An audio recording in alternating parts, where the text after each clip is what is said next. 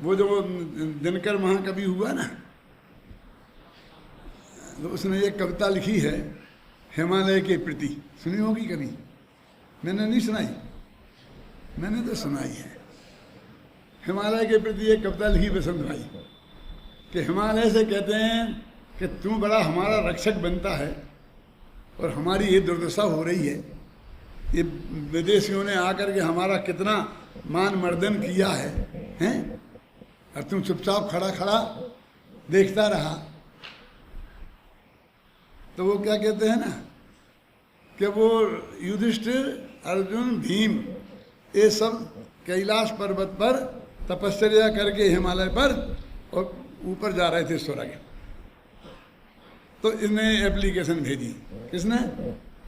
दिनकर कवि ने हिमालय के प्रति। क्या कि हे हिमालय, तू भेजना युधिष्ठिर को यहाँ युधिष्ठिर को मत भेजना, हमें जरूरत नहीं है। उनने बहुत धर्मोपदेश दिया, कुछ नहीं हुआ धर्मोपदेश से। क्या तू भेजना युधिष्ठिर को यहाँ, जाने दे उनको स्वर्ग धीर। उन्हें तो स्वर्ग में जाने दो, वहीं अच्छा है, वे वहीं बैठेंगे, अच्छा रहेगा। जाने दे उनको स्वर्ग धीर, तू फिर हमें गांडीव गधा और लौटा दे अर्जुन भीम वीर। हमें तो तू गांडीव धनुष भेज दे, भीम की गदा भेज दे और अर्जुन और भीम को लौटा दे, वे हमारे काम आएंगे इन शत्रुओं से लड़ाई लड़ने में। हमें इस वक्त नाचने वाले भगवान नहीं चाहिए, हमें लड़ने वाले भगवान चाहिए। तुलसीदास जी भी यही कहते हैं, मुरली बजाते हुए श्री कृष्ण से कहते हैं तुम बजाओ, खूब बजाओ मुरली, तुम्हें जितनी बजाना हो बजाओ। हमें मुरली वाले भगवान की जरूरत नहीं है अभी, हमें तो धनुष वाले भगवान की जरूरत है। तुलसी मस्तक तब नवे जब धनुष बाण लेऊ हाथ। अपन बहुत महान समझते हैं तुलसीदास जी को, उन्हें भी कैसे भगवान चाहिए अब मैं नहीं कहना चाहता हूँ, समझ गया? जरा लड़ाकू भगवान चाहिए जो उनका मर्दन कर सके, समझे ना, शत्रुओं का। अगले नाचने गाने वाले भगवान नहीं चाहिए। तो एक एक शब्द का प्रयोग कैसा होता है। अभी ये कहते हैं कि भगवान आत्मा निर्मल पर्यायों का करता है, क्योंकि वो निर्मल पर्याय रूप परिणमित हुआ है। अब सुनना, क्या वो करता है तो वो तो हमारे हाथ में रहा ना, क्या कि निर्मल पर्याय को तो हम कर सकते हैं। अब तक तो तुम हमें उसको भी नहीं कर सकते, उसे भी कर सकते हो, लेकिन किसको? जो जिस समय पर्याय होनी है, जो अनंत काल पहले से नक्की है, उसमें फेर फार करके तुम कुछ नहीं कर सकते, पर उसी रूप परिणमित होगे, इसी का नाम है कि तुम करता हो। क्यों? अनेकान कितनी हाइट है तुम्हारी? घबराना नहीं। कितना वजन है? तो इतना क्यों किया? दादा मैंने क्या किया? ये तो अपने आप ही हो गया है ना। अरे तो अपने आप हो गया, उसी के कर्ता तुम हो, समझ गया ना? यह परिणमति, तुम उस रूप परिणमित हुए हो ना, समझ में आएगी नहीं बात? जो जिस रूप परिणमित हो उसको उसने दंश मात्र भी फेरफार नहीं किया, कर सकता नहीं। ऐसे कर्तृत्व के मोह में मत फंस जाना कि मेरे हाथ में कोई जिम्मेवारी आ रही, कुछ नहीं है। वो जो परिणमित जिस रूप, जिस निर्मल पर्याय रूप तुम परिणमित होगे, उसी के कर्ता तुम कहलाओगे। ऐसे कर्ता और कर्म कि वो जो पर्याय होगी, निर्मल पर्याय होगी, कौन सी? सम्यक दर्शन। अपन ने सम्यक दर्शन मान ली ना, तो वो सम्यक दर्शन पर्याय को तुम प्राप्त करोगे। जो प्राप्त किया जाता है उसे कर्म कहते हैं। जो परिणमित होता है उसे कर्ता कहते हैं, और जो प्राप्त किया जाता है उसे कर्म कहते हैं। जिस साधन से प्राप्त किया जाता है उसे कर्ण कहते हैं। साधक तमम कर्णम। साधक तमम कर्णम माने क्या? कि एक तो होता है साधक, एक साधक तर, और एक साधकतम। ये तारतम्य तो तुम समझते होगे ना, गुड बेटर बेस्ट, ये अंग्रेजी में क्या डिग्री बोलते हैं, क्या बोलते हैं। तो एक तो हमारे साधन है और एक में साधक तर हैं, बहुत से साधनों में ये महत्वपूर्ण साधन है। और एक साधकतम सर्वश्रेष्ठ साधन कि जिसके होने पर काम नियम से हो और जिसके बिना काम नहीं हो उसे बोलते हैं साधकतम। अब वो करण कहलाता है। तो तुम्हारे बिना काम नहीं होगा तो तुम ही साधकतम आता है। प्रज्ञा क्षेत्री वो साधकतम करणम, वो साधकतम करण है। तो ये करण शक्ति है भगवान आत्मा में। ये निर्मल पर्यायों के संदर्भ में कर्ता कर्म कर्ण। अभी मैंने इतना समझाया, अब मैं कुछ 5-7 लाइनें पढ़ना चाहता हूँ जिससे आपको मालूम पड़ेगा कि मैंने वही समझाया है जो इसमें लिखा है। पढ़ता हूँ।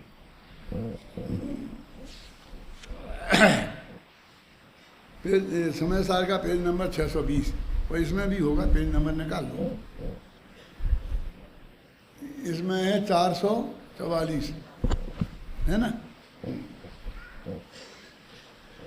कर्म शक्ति और कर्तृत्व शक्ति को आत्मख्याति में इस प्रकार स्पष्ट किया गया है। ये आत्मख्याति है, ऊपर संस्कृत में है, नीचे उसकी हिंदी में पढ़ रहा हूँ। कर्म शक्ति प्राप्यमान सिद्ध रूप भावमयी है और कर्तृत्व शक्ति होने रूप और सिद्ध रूप भाव से भावकत्वमयी है। ये इसकी परिभाषा है। इसको समझ में नहीं आता क्या क्या। एक गुरुदेव ने कैसे समझा होगा ऐसी संस्कृत को, और जिसमें एक तो थी नहीं हिंदी, और थी तो बस इतनी सी थी, 1 लाइन की कि 2 लाइन की, कोई थी नहीं। देखो, भगवान आत्मा में जीवत्वादि अनंत शक्तियों में एक कर्म नाम की शक्ति भी है और एक कर्तृत्व नाम की शक्ति भी है। इन शक्तियों के कारण ही यह भगवान आत्मा अपने सम्यक दर्शनादि निर्मल परिणामों को प्राप्त करता है और उन्हें करता भी है। कर्म शक्ति के कारण प्राप्त करता है और कर्तृत्व शक्ति के कारण उन्हें करता है। देखो, पहले तो कर्ता कर्म होता है, कर्ता पहले होता है, कर्म बाद में। इसमें कर्म शक्ति पहले है और कर्ती शक्ति बाद में है ना। यह भगवान आत्मा ना तो पर को प्राप्त करता है, देखो, और ना पर का करता ही है। इसी प्रकार रागादि विकारी भावों को प्राप्त करे या करे, ऐसी भी कोई शक्ति आत्मा में नहीं है। ये गुरुदेव जो बार बार बोलते हैं, राग को करे ऐसी कोई शक्ति आत्मा में नहीं है। वो करे कोई शक्ति नहीं है, वही 47 शक्तियों की बात करते हैं वो। इन 47 शक्तियों में कोई शक्ति नहीं है, और अनंत शक्तियों में भी कोई शक्ति ऐसी नहीं है कि जो राग आदि को करे। अब तो कैसे बोलते कोई ऐसी बोल दिया कि कोई शक्ति नहीं है, कोई शक्ति नहीं है। हाँ, अपने सम्यक दर्शनादि निर्मल परिणामों को प्राप्त करने और करने की शक्ति, प्राप्त करने और करने माने कर्ता और प्राप्त करने माने कर्म, करने की शक्ति इसमें अवश्य है।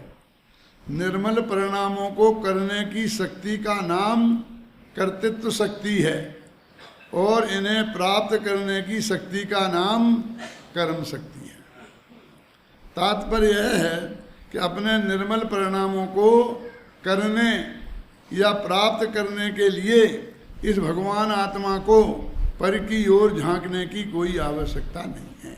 बस तो जब ये कुछ करता ही नहीं है, करना ही नहीं है, फेर ही फार नहीं कर सकता है, तो काय को जबरदस्ती उसे करता और कर्म कह रहे हो। क्योंकि हमने जिसको कर्ता कर्म मान रखा है, वो जैसा कर्ता हम बनना चाहते हैं और जैसा कर्म रूप से हम प्राप्त करना चाहते हैं, वैसा तो कुछ है नहीं। तो वो कहते हैं कि ये पोस्ट भर जाए ना तो 1000 आदमियों की निगाह खराब नहीं हो। समझ में आया? नहीं आया? जब समझाता हूँ। बहुत पुरानी बात है टोरंटो की। वहाँ एक बहन थी, वो समाज की अध्यक्ष थी, नाम मुझे अभी याद नहीं आ रहा, आ जाएगा थोड़ी देर में, मैं बता दूंगा। वो समाज की अध्यक्ष थी, शायद तुम्हें मिलाया था ना संजीव, तो हम उनके घर भी ठहरे थे और वो बराबर प्रवचन वचन किए थे 1 साल। फिर 2-4 साल बाद जब हम गए तो वो विधवा हो गई थी। विधवा हो गई थी तो हम बैठने भी गए और सब बात हुई। फिर तीसरी बार गए हम, तो टोरंटो भी कम से कम 10-15 बार तो हो ही आए। तो वो बहन एकदम अप टू डेट बुजुर्ग थी, 50-55 वर्ष से कम की नहीं होगी, बिल्कुल अप टू डेट, समझ गए ना आप। जैसे आप पहचान नहीं पाएंगे ये विधवा है कि सधवा है कि कुमारी है कि ऐसी थी। तो हमको देख करके बहुत अटपटा लगा, क्योंकि उसके विचार शुद्ध सात्विक थे, स्वाध्याय करती थी, तो हम ऐसी कल्पना नहीं करते थे। तो वहाँ महिलाएं आगे मेरे से बोलती हैं, सब चर्चा करती हैं, प्रश्नोत्तर करती हैं। तो हमने उनकी निगाह से देखा तो वो समझ गई कि इनको ये अटपटा क्यों लग रहा है। ज्ञानचंद जी, क्या नाम था उसका? चलो, वो फिर उसने हमको बताया क्या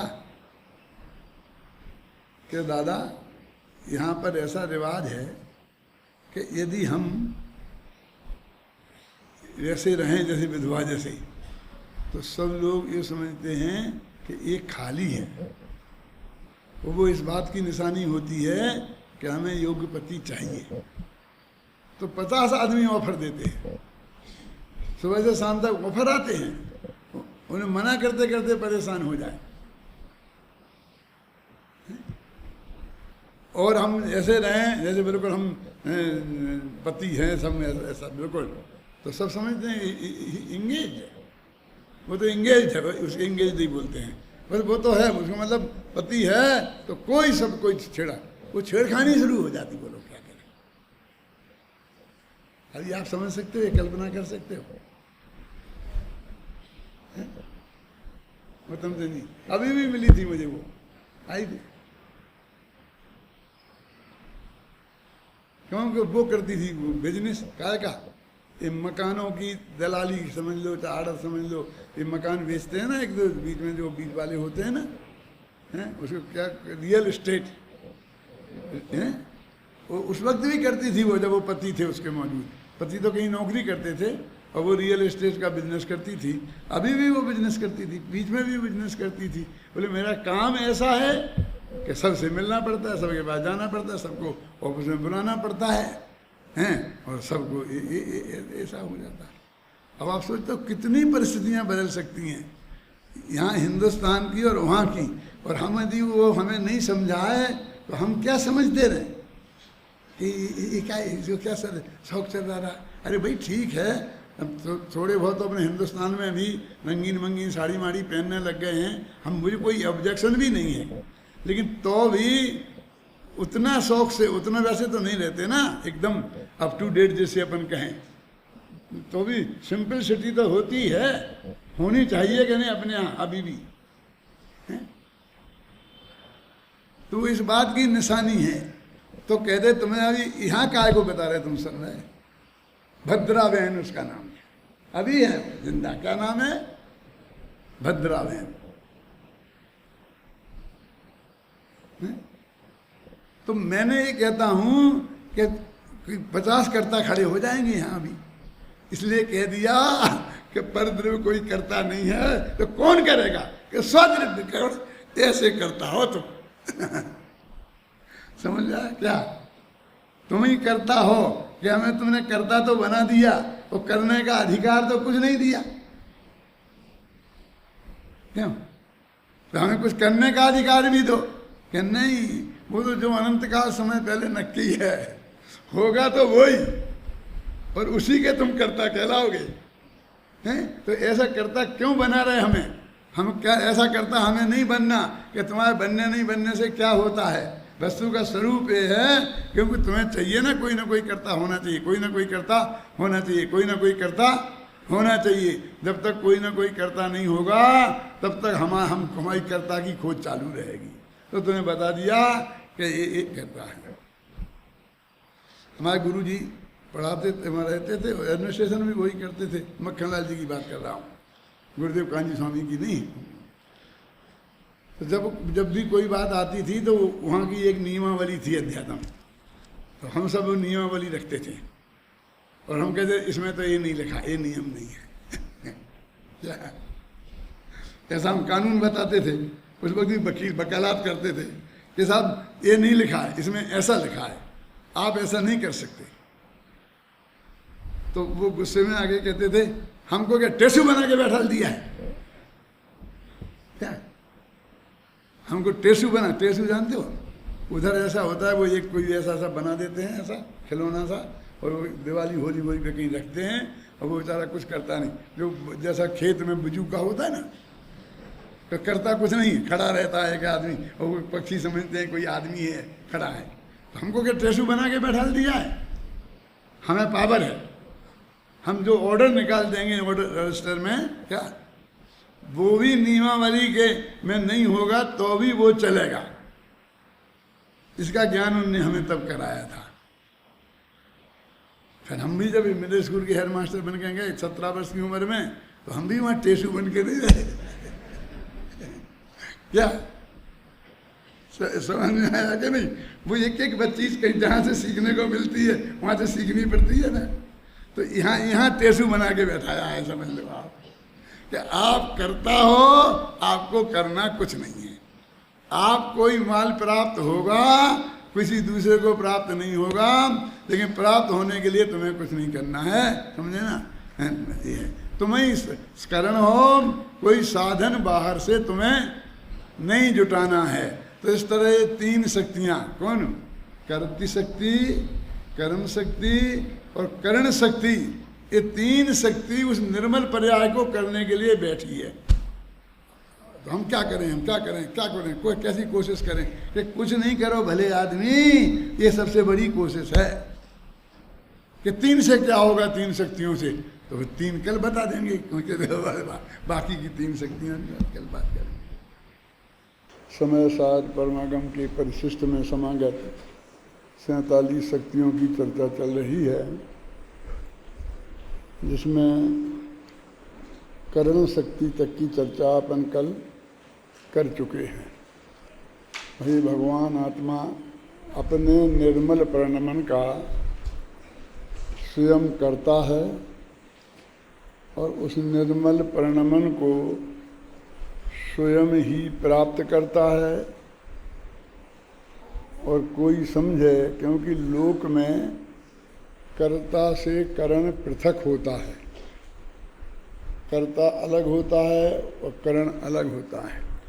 जैसे अपने बढ़ई ने एक कोई चीज़ बनाई, खिलौना बनाया, तो बढ़ई करता है, खिलौना कर्म है, और करण क्या है? वे औजार जिनसे वो बनाया गया है, वो करण है, तो अलग होता है, समझे ना?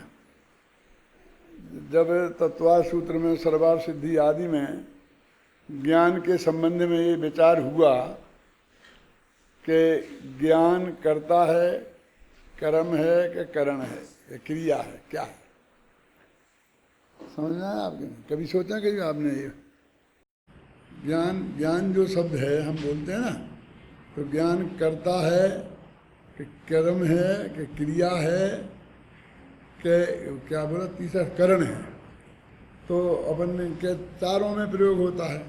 ज्ञान जानता है, तो ये तो कर्ता हो गया, है ना? अब ज्ञान जो है वो ज्ञान ने जो जाना, वो जानना ज्ञान को ही प्राप्त हुआ, इसलिए वही कर्म हो गया। अब ज्ञान से ही जाना, इसलिए ज्ञान ही करण हो गया।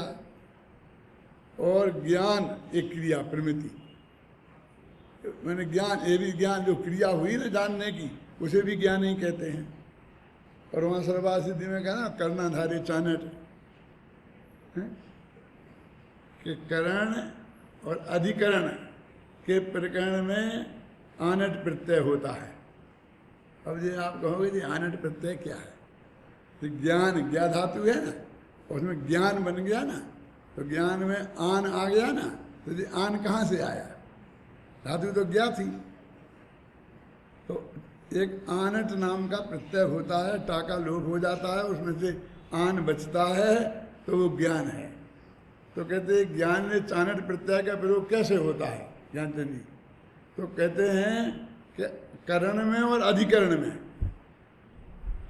ज्ञानेन जानाति, ये करण हो गया, ज्ञान से जानता है, और वो अधिकरण में ज्ञान के आधार से जानता है। तो कहते हैं करण और अधिकरण हो गया। तो फिर कहते नहीं, यह जानाति सा ज्ञानम, तो कर्ता हो गया, जो प्राप्त हुआ वो भी ज्ञान। और फिर वो कहते हैं कि अभी सब सही घटित करेंगे। तो इस तरह से ये अपना ज्ञान माने अपना भगवान आत्मा, ज्ञान स्वाभाविक भगवान आत्मा। तो इनमें तीन चीज़ें हो गई कि इसने यही करता है, यही कर्म है और यही करण है। यानी तुम्हें आत्मज्ञान प्राप्त करने के लिए, सम्यक दर्शन ज्ञान चारित्र प्राप्त करने के लिए किसी अन्य साधन की खोजने की जरूरत नहीं है। तो साधन अपने अंदर ही है। और वो जो गाथाएं जो आज पढ़ रहे थे ना, प्रवचन की पहली गाथाएं पढ़ते हैं ना विद्यार्थी, तो उसमें आ रही थी कि जिस भांति प्रज्ञा छेनी से पर से विभक्त किया इसे, उस भांति प्रज्ञा छेनी से ही अरे ग्रहण करो इसे। कि भगवान आत्मा को अपनी प्रज्ञा रूपी छेनी से गेयों से भिन्न हमने जाना। एक तरफ सारे गे और एक तरफ ज्ञान। तो प्रज्ञा छेनी ने इन दोनों में भेद विज्ञान किया। अब वो शिष्य कहता है भेद विज्ञान तो हो गया, अब हमको क्या करना है? अब तुमको क्या करना है? अब तुम उस भगवान आत्मा को पकड़ो, ग्रहण करो, उसमें जम जाओ, रम जाओ। कि कैसे करें? क्या साधन है? हमारे पास तो कुछ साधन नहीं है, हम तो सब साधन विहीन हैं। तो उन्होंने जवाब दिया कि वो प्रज्ञा जो छेड़ी जिसने वो भेद विज्ञान कराया था, वो वहाँ साधन थी। वे प्रज्ञा छेनी ग्रहण करने में भी साधन है। ये अर्थ हुआ कि जिस भांति प्रज्ञा छेनी से पर से विभक्त किया इसे, उस भांति प्रज्ञा छेनी से ही अरे ग्रहण करो इसे। अब लोक में जो व्यवहार है वो ये सब चीज़ें अलग अलग, जितना भी उदाहरण दिए ना, कल अपने दो श्लोक सुनाए थे। एक रामो राजमणि सदा विजय थे और एक वृक्षास्तिष्ठति काननी। तो उसमें भले ही एक वृक्ष पे सब घटित कर दिए, राम पे सब घटित कर दिए, लेकिन काम तो सब अलग अलग थे। क्या? अब यहाँ काम भी एक है, ज्ञान। अब क्योंकि उसी का तो कोई करता होगा, क्रिया। तो एक क्रिया है, उसका कोई करता होगा, कोई करण होगा। माने कारक किसे कहते हैं? मैंने परसों नरसों बताया था कि जो क्रिया के प्रति उत्तरदायी हों, जिनका सीधा संबंध क्रिया से बैठता हो, उसका नाम कारक है। और इसीलिए संबंध का कारक नहीं माना, क्योंकि उसका सीधा संबंध क्रिया से नहीं बैठता है, वो क्रिया से इफेक्टेड नहीं होता है। कर्ता क्रिया से इफेक्टेड होता है, करण क्रिया से इफेक्टेड होता है। दशरथ का बेटा राम वन में गया तो दशरथ को वन नहीं जाना पड़ता। वो वन में जाना जो क्रिया है, ये फल है, ये फल उसे नहीं मिलता जो संबंध कारक होता। क्योंकि संबंध कारक किस में लगा? दशरथ का बेटा राम। तो एक का किस में लगा? दशरथ में लगा, राम में नहीं लगा। राम है, आप समझे, दशरथ से पुत्रा, समझ गए ना? इसलिए वो कारक नहीं है। कहते जो क्रिया जिसको प्रभावित करे जो क्रिया से डायरेक्ट कनेक्टेड हो उसे कारक कहते हैं। तो ये जो 6 कारक हैं इनमें 3 कहते करण भी वो ही है। अब ये हो गया, देखो कर्ता ने किया, कर्म उसी ने प्राप्त किया, और साधन भी वो ही है। लेकिन जो अत्यंत लोभी और लोलपी लोग हैं वो कहते हैं ये सब बढ़िया, इतना बढ़िया काम हो गया, क्या हो गया? तो निर्मल ज्ञान पर्याय का उत्पादन हो गया ना, मतलब सब श्रद्धा गुण की सम्मत दर्शन ज्ञान पर्याय का उत्पादन हो गया, कि ज्ञान पर्याय का उद्घाटन हो गया। तो ये जो माल तैयार हो गया, अब ये माल मिलेगा किसे? कल अखबार में आया था, आप लोगों ने भी पढ़ा होगा, कि एक आदमी ने अपनी अरबों की संपत्ति, अमेरिका में तो कुत्ते बिल्ली के नाम लिख जाते हैं, यहाँ उसने शादी नहीं की थी, अकेला था, और बहुत संपत्ति थी, तो पड़ोसियों के नाम, नौकरों के नाम, दोस्तों के नाम, जिनको वो जानता था, जो कुछ भी, कर्मचारियों के नाम, तो सब के नाम लिख के, और किसी को पता नहीं, जब वो मर गया और जब उसकी वो पड़ी गई बिल, तो ऐसे सबके नाम लिखे जिनकी आप कल्पना भी नहीं कर सकते। तो मैं इसको दे गया, और कोई दूर की कोई एक आध बहन थी, और उसका कोई एक लड़का फड़का था, थोड़ा बहुत उसे भी दिया। वो तो समझता था मैं ही हूँ इसका अकेला, एक मामा जी का मैं ही अकेला हूँ भांजा, और सारे माल मुझे मिलना चाहिए। क्यों? लेकिन उसे भी बहुत छोटा सा हिस्सा उसमें से उसे दिया गया, और बाकी सब मैं बांट दिया।